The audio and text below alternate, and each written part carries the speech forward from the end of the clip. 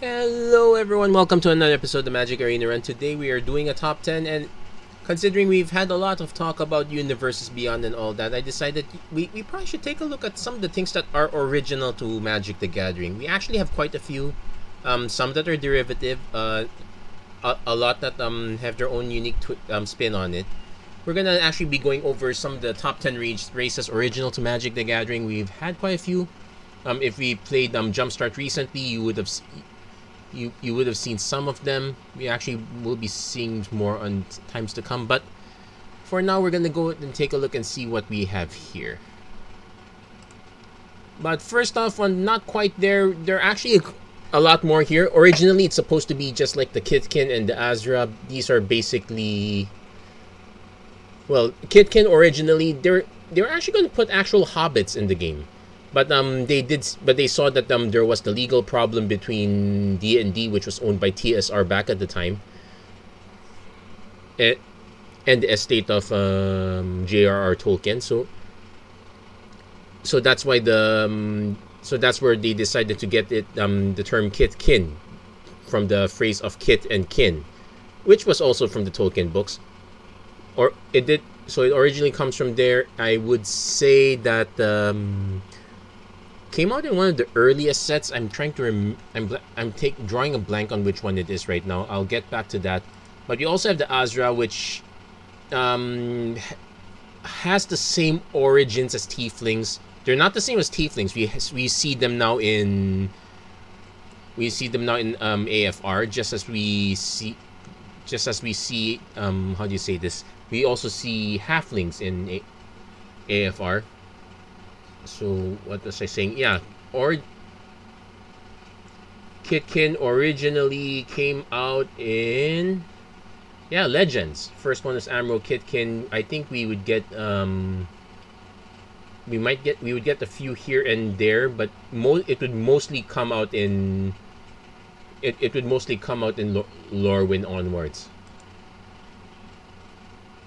Also of note, I would be excluding quite a good number of humanoid-like races. We won't be seeing the core on this list. We won't be seeing the Soltari, Doughty, or Talakos. Those guys were in Stronghold, well known for living in the Shadow Realm. We also won't be seeing the Vedalken, or the Metatran. Basically, there was a time where they had issues with giving blue characteristic race. They didn't want to do merfolk because they were not always in settings that had water in it. Eventually they said, you know what, let's just have merfolk anyway. We can give merfolk legs. Also, that along that line, that's why we probably won't be seeing cephalids or homerids in this list. We also won't be seeing a lot of the half animal, half this in the list. Like we won't be seeing the Rocks, we won't be seeing the Loxodon, we won't be seeing the Leonin, we won't be seeing the Viashino. Actually, an interesting note, Viashino technically was considered a mistake. They probably, it being its own creature type, they would have rather just have the lizard creature type on that line. I'm trying to see if there are any others that it might have missed. We also won't be seeing a good bunch that are from Kamigawa, because those are not actually original. Those exist in Japanese folklore. So Nezumi, Kitsune, the snake people. There's a proper term for those. The moon folk also exists in folklore. So that's not original IP. I'll also be excluding some creature types that don't actually have cards. So stuff like the Blink Moth or the Germ Token, although it does have a creature type now that's been updated, that we will be featuring. That one's been updated. We won't be seeing Saprolings, but we will be seeing Talids in the list. That's a bit of a spoiler there too. We won't be seeing Inklings. We won't be seeing what's another one that's also unique. Fractals is also kind of unique. That one we're not exactly gonna see either. Basic, and a few other weird ones. But onto the ones that actually do have cards.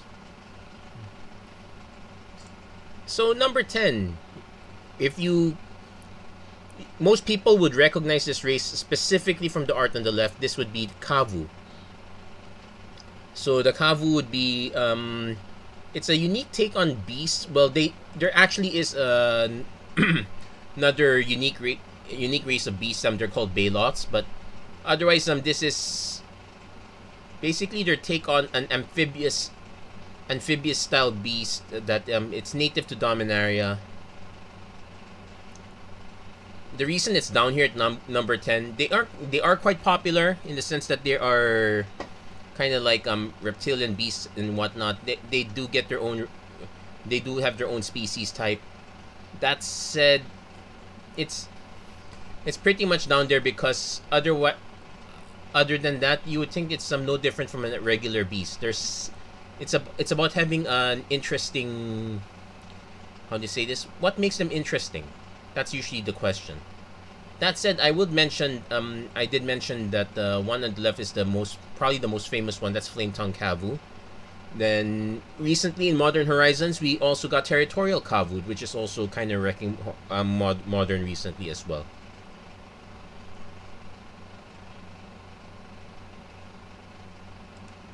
So that's kind of why it's down here at number 10. Number 9, you probably recognize this immediately, and you're probably wondering why is this all the way down here. So number 9 is the Phyrexian. Now, pretty much the reason it's down here at number 9, it's okay. So basically, for the thing is Phyresis or being completed, compleat. It's pretty much because of coming into contact with a certain glistening oil, a certain ichor. That's pretty much what we know. Sadly, the thing is, when they first came out, the one thing that's known about them is that they basically from this infection, they start becoming a mixture of metal and organic matter. That's why the early Phyrexians are basically a combination of black and artifact, or black that interacts with artifacts, but otherwise the thing is, other than being very scary or very horrific, it's very it's very hard to say that they have an identity. The unique thing about them is that they're basically out there infecting stuff. So most people would say that the Phyrexians is the fantasy version of the Borg. Although even then, that one's a bit in question now.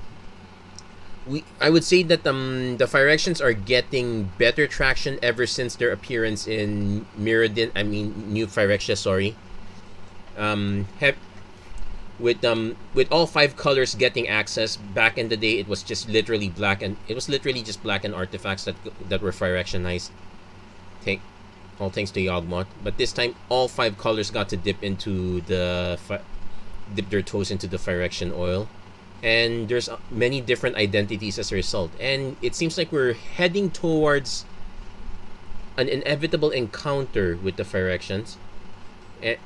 But that said, yeah, it really took a while for them to be considered an identity of their own. In fact, it's only with Modern Horizons 2 that we got the Great Creature type update to include Phyrexians. Now, we had the first ones with what do you call this? With the latest Vorinclex. They decided to hold back on the update until they would get more Phyrexians. We now currently have about 227 cards that are actually Phyrexian, but it's not going to get that much traction until we get more newer cards. So that's why it's kind of down here at number 9. I guess if I did this a few years later and we got through a new story involving the Phyrexians, this would probably be higher up. But as is, the biggest memory is pretty much kind of the missteps on how they handled the Phyrexians. The stories back then, it was mostly about Yawgmoth this, Yawgmoth that. The Phyrexians were basically just it was just basically a vehicle, but it was a nebulous vehicle at best. Number 8, this one probably I would say is probably the first original IP or original race from Magic the Gathering. It's the Atog. Now, Atog is an anagram for goat, and that's basically the inspiration. They wanted a creature that eats artifacts. Henceforth, we have the Atog. It started off just as a one-off creature, and back then no one would have batted an eye, especially with the way it was written. But then over time we would get more Atogs. It wasn't just the ones that eat artifacts, although the one that eats artifacts, the Atog, is the most common one. But they figured, you know what, let's expand it a bit. That's why we get Atogs that eat forests, Foratog. Atogs that eat time, Chronatog. Atogs that eat cards in creature cards in graveyards, Necrotog. The ones that eat enchantments, Oratog. And we would get a cycle of multicolored Atogs over time. And we would even get the really large one called the Atog or Atog. Basically, it's an Atog that eats Atogs. It's slightly up there. I don't think we're gonna be seeing many more Atogs. Basically, the concept of +2/+2 by sacrificing something has kind of spread out very far, so it's not exclusive to Atogs anymore. They've kind of lost their identity in a sense. But it's kind of up here because it's one of the first. And in fact, if you go over to Mark Rosewater's Tumblr, it's called the Blogatog. So I guess so there is still some love for that one. Up number 7, another original. This one from Fallen Empires is the Talid. Now, I guess I could also include Trolls there because they have the mechanical identity of they're bred to be sacrificed and all that. But actually, Talid seem to have had more traction over time since. Now, between the original appearance in Fallen Empires, their reappearance in Time Spiral Block, and their appearance again in Dominaria, with the question mark, will we be seeing them again in Dominaria United and or the Brothers War? Talids are, I would say it's one of the first original IPs to have a very cohesive mechanical identity that has not been trumped. Okay, their actual creature type is fungus, but pretty much what differentiates the Talids is we make saprolings very slowly. Like it's usually some combination of 3 spore counters, and how you get the spore counters over time, it's usually very slow. Also, the other mechanic is that the saprolings tend to get consumed for some effect. It's only in Dominaria recently where we have our Talid Lord, Slimefoot the Stowaway. It also kind of cements them into green and black, although we did get some white cards that care about saprolings in Planar Chaos. Okay, it's Planar Chaos, so it's really green-black at this point. I bring it up now because, yes, we're coming closer to we know that Dominaria is coming back. There might be some expectation that we will see Talids. It's a question of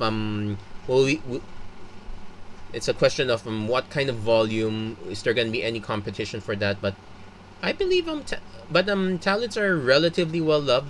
We do have more mechanics now that make the spore counters how you say this? It doesn't feel as slow anymore. It feels much more acceptable. And there's many ways of generating the tokens outside of having to wait 3 turns. That said, from Fallen Empires, number 7, we have the Talids. Number 6, our next big bad. I would say these are more along the lines of, I wouldn't even exactly call these guys evil per se. It's more like they're just a force of nature. It's the Eldrazi. Now these guys are ranked higher up, even though though 2 of the 3 big ones have been quite decimated recently, because these are pretty much the first big bad guys to have a cohesive mechanical identity, have and have it be very well defined at that, and also we got introduced to a lot of firsts from them. Like our first encounter in Rise of the Eldrazi, we had our first colorless creatures that are not artifacts, and it made the concept of like, okay, a 10 mana creature, a 15 mana creature. It actually made them quite exciting. Okay, let's be honest. It's not often that you'd cast them unless you were playing Tron, you monster. But for the most part, that was the case. Much later in Battle for Zendikar and Oath of the Gatewatch, we would also get the concept of colorless mana as an actual cost, as well as despite having a color identity, them actually being counted as colorless. Now, it's a little bit down here because although they have a bit of a weird identity of basically exiling cards and using the cards that are exiled as a resource, it feels a bit weird in a sense. It's not exactly that well defined. Also, when the Eldrazi, thank you, Emrakul, went over to Innistrad in the Eldritch Moon storyline, we actually, we still had the colorless ones, but we also had a bunch of Eldrazi that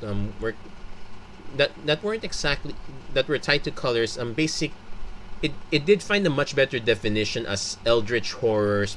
It's your HP Lovecraft-esque feeling, but it didn't exactly go over very well. Cosmic Horror is pretty much an acquired taste, and not everyone really enjoys it, and I kind of agreed. That's why number 6, it's kind of down here. I do believe that had things been handled differently in Battle of Zendikar, Oath of the Gatewatch, and Eldritch Moon, we might have had these guys would have had a lot better reception. But these guys are still original, and their mechanical influence is very discernible. Number 5, not much of a mechanical influence, but this is a very interesting story. It's okay, so it's the Beeble. Now, these guys have a very interesting story in that when they were first conceived, it was not as a creature type. In fact, their first appearance would not be on a Magic card. Their first appearance would be on the cover of the Duelist magazine. Basically, I wish I included a picture of that here. Anyway, if you search on that, the Beebles are basically the brainchild of Jeff Miracola.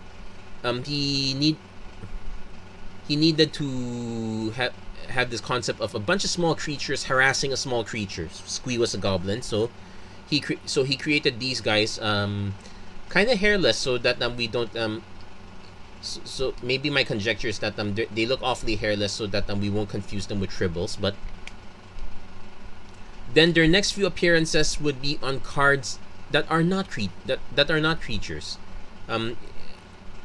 He would use them in the card Equilibrium. You see that on the left there, and their cutesy features still not so well defined. They still look awfully hairless at that point. Eventually, when we got to the Urza's block, I think the second one, Urza's Legacy, would be, we would have Bouncing Beebles. In fact, this is probably one of the few creature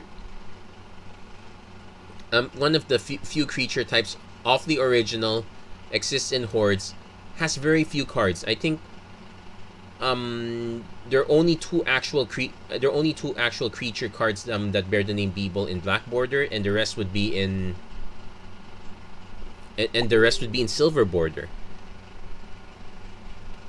And that said, because of their cutesy aesthetic, and because we already have gremlins to do the mischievous work, we also have imps as well. These guys, we're probably not gonna see these guys outside of silver border. But then again, we have to admit these guys are still very original, and for the few that remember them, they will remember them as it doesn't get any more original than this, albeit it's very polarizing, which probably why I put it down in the middle at number 5, close enough at least. Number 4, another tribe that appears in hordes. It's the Mir.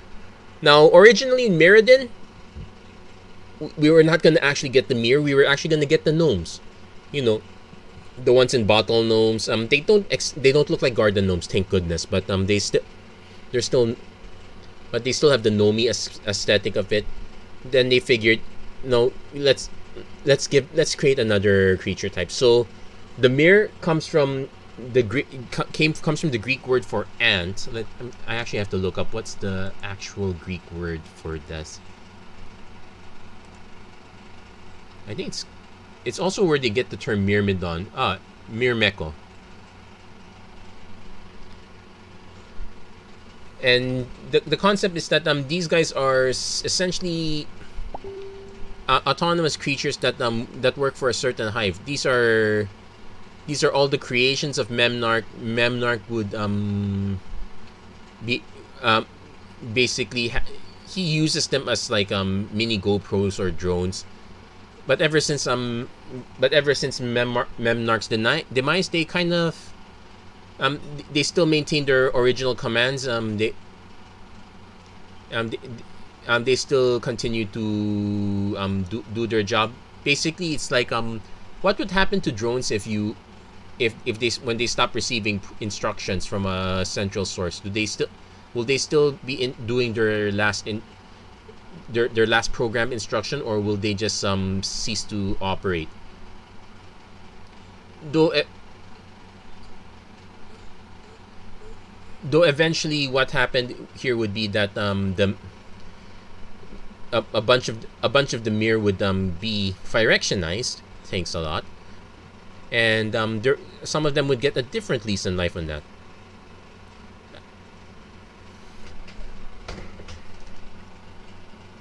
And we've gotten many different flavors of Mir over time.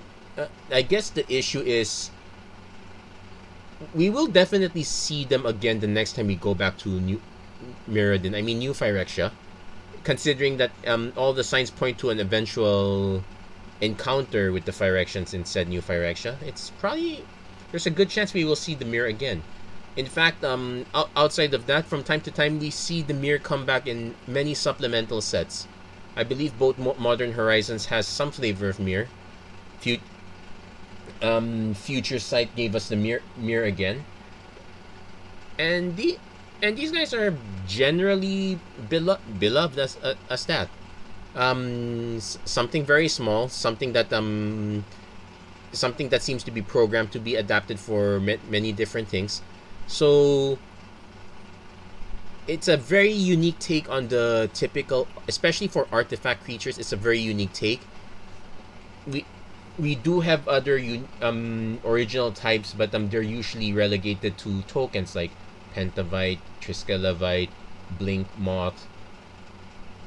But the Mirs themselves lend very nicely to cards. That's why they're kind of up there. Also, yeah, Mir battles.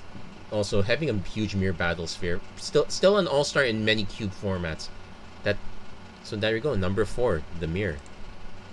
Number 3, we have the Aetherborn. Now, this one is essentially born out of a need. Like I mentioned, a lot of blue creature types, not on this list, but they were born based out of a need to not have merfolk. Here, it's a case of we're going to Kaladesh. We need to have a black characteristic race that is not undead. So we get the Aetherborn. So one way to they could be described as vampiric, but what they consume is very different. Basically, the Aetherborn are born from the Aether. They actually, one can be said that because of industrial refinement, they were the byproduct.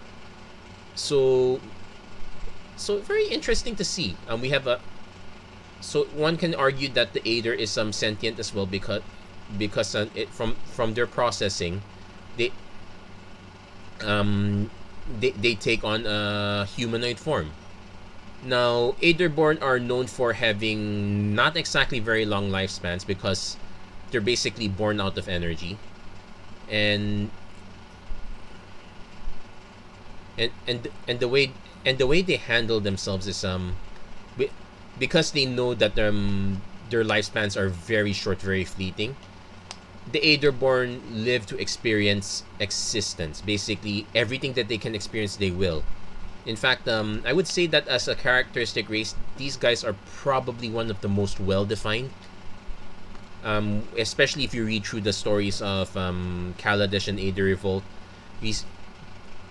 I guess the most well-known one is what we call the last party of an Aetherborn. Basically, they throw the biggest party. They don't exactly celebrate birthdays, but they celebrate this one day where, before an Aetherborn dies, they throw this grand party. If an Aetherborn is not so well off, they would probably ride along someone else's party, so that it's a bit sad to think that we have a race whose sole existence is to have people remember that they exist. That said, one can say that because of being attuned to energy, they are so tight. They are so well suited for the world of Kaladesh. Also, of interesting note is that when we get to Aether Revolt, we start seeing that the Aetherborn actually have a capability of siphoning energy by taking the life essence of other people. So that's how we managed to sneak in Aetherborn/vampire. But that said, one can say that the Aetherborn are very unique. I really put them high up here because of how well they were fleshed out lore wise, how well they're fleshed out story wise. Mechanically, yeah, they would get a lot of mechanical definition come Aether Revolt, especially the ones with the vampiric subtype. But for the most part, the Aetherborn are a very good fit. As I would love to see them come back, although it looks like they're a Kaladesh only fixture. But there you go, number 3, the Aetherborn. Number 2, we have Slivers. Now, some would argue that these guys are big bats, but I would rather say that these guys are trapped in a world that they did not make. Oh wait, that's Howard the Duck. I'm sorry. More like they come from in fact, one can say that their home plane is still unknown. Basically, one could say when you take an organism and have them evolve and have them live in a different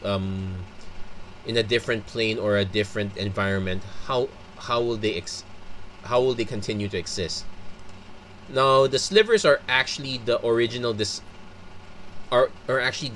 creation of designer Mike Elliott. Now, what happened is that the story of Mike Elliott is that he designed an expansion set by himself, and that's how he got the job at Wizards for this as a designer for Magic the Gathering. Part of the deal was that his unpublished expansion would be purchased by Wizards, so pretty much the IP would be moved in. If I'm not mistaken, they were not originally called Slivers. I think they were actually called Slivers. So it was original from there, but the main tie-in is that these Slivers copied abilities based on the environment they lived in. So we would see Slivers that got stronger, Slivers that developed flying, Slivers that developed other abilities. The other major part is that when one Sliver develops something, it got passed on to everyone else. Now, one can make the argument that this would be the original Borg, not the Phyrexians. In fact, one can see that this one's probably that these guys are more Borg-like, except that they don't assimilate; they just adapt.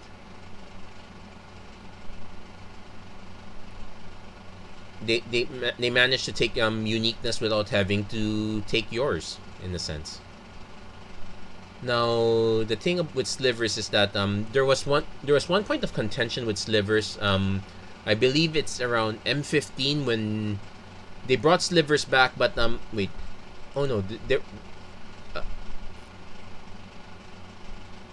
oh no, sorry, M14. Now they brought back Slivers, but the thing was, there was one issue with Slivers. It's about it affecting every other sliver, including those on the opposite side of the battlefield. So that was a bit of an issue. It made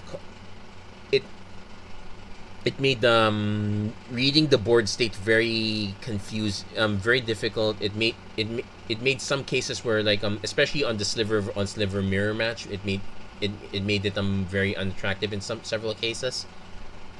So we would actually get we would only get the slivers that only affected your slivers around Magic 2014. We would also get them in Modern Horizons and hold on, let's double check. Yeah, we'd also get them again in Modern Horizons and Modern Horizons 2.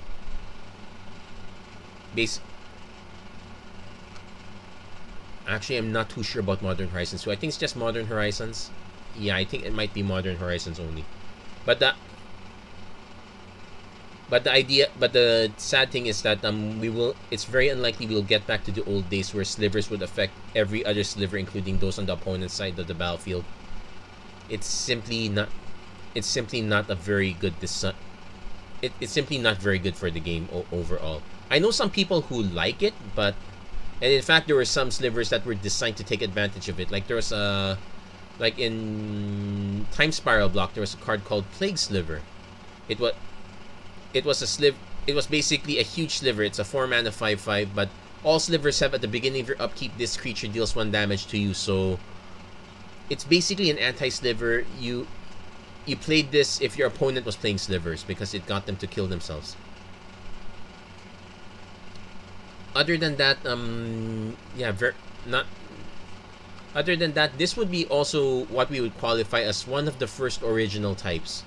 Not types. One of the first original races. And you're wondering, why is it up here in number 2? What could possibly be in number 1? I tell you, it's probably one that most people have not seen. Yes, it's the Feldegriff. It's a flying purple hippo. It's a very... I would put it up here at number 1 because despite the concept being very cute,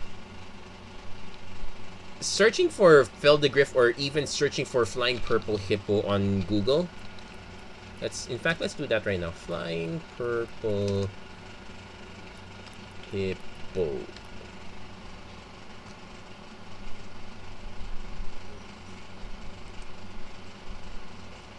Even with that, most of the pictures are pretty much from Magic the Gathering, or clearly taken as inspiration from Magic the Gathering. To think that something as simple as a flying purple hippo, how could it not have been taken? But and yet here we are. We're talking about the original Feldegriff, which actually is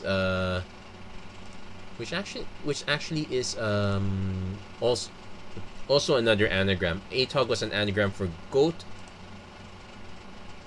Feldegriff was an anagram of Garfield PhD. So this is basically flying purple hippo. I'm created to honor Richard Garfield. Sad to say, the Feldegriff is pretty much extinct here because it's technically considered a vanity card, and they pretty much don't do vanity cards anymore. Though, so that's pretty much why I kind of wanted to put it up here in number 1. Basically, it's a way to honor an extinct species. it does definitely fall under the category of an exclusive creature. And it's a shame that we won't ever get to see a flying purple hippo ever again. Though I'm hoping that someone in Wizards changes their minds. We're already going into places that are already very ludicrous. A flying purple hippo couldn't hurt so badly. So that's it for this top 10. I'm pretty sure a lot of you are gonna disagree with number 1 being where it is. So let me know in the comments which one do you think deserves the number 1 slot, and are there any other ones that I've kind of missed out? I mentioned several that I did not include because they were just basically humanoids / creature. I just remembered the Noggle, which is basically a half donkey, half human. But do let me know which ones are the ones that you enjoyed the most from Magic. And that will be it. If you like what you saw, please don't forget to like, share, and subscribe. Turn on notifications and whatnot. And as always, thank you very much for watching. Hope to see you guys again next time. Take care. God bless. Stay safe wherever you are. Have a great week, everyone.